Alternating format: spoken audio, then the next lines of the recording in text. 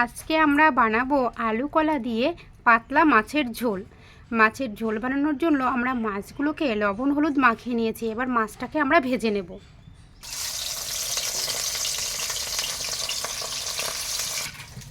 আমাদের মাছগুলো লাল লাল করে ভাজা হয়ে গেছে। এবার মাছগুলো আমরা তুলে নেব।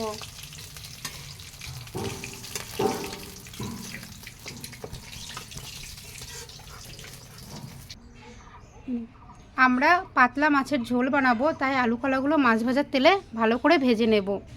মশলা ছাড়াই তরকারি আজকে বানাবো।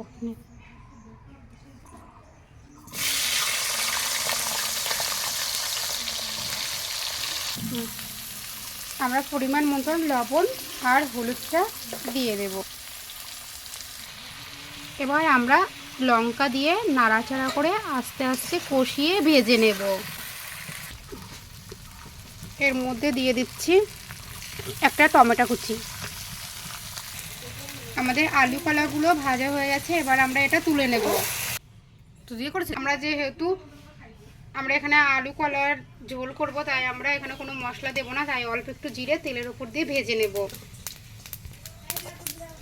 আমরা এই সবজিতে কোনো মশলাই দিচ্ছি না, খালি একটু জিরে তেলের উপর দিয়ে ভেজে নেব। আর এই জিরের উপরে তরকারিটা সম্বরা দিয়ে দেবো।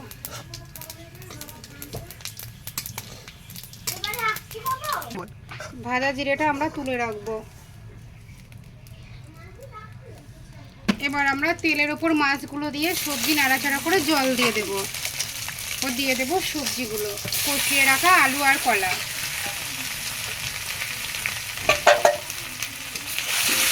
নাড়াচাড়া করে আমরা জল দিয়ে দেব।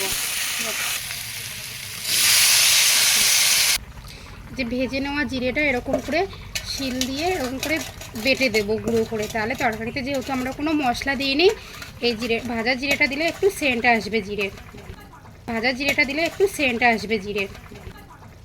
আমাদের তরকারিটা হয়ে গেছে। এবার আমরা নামিয়ে নেব।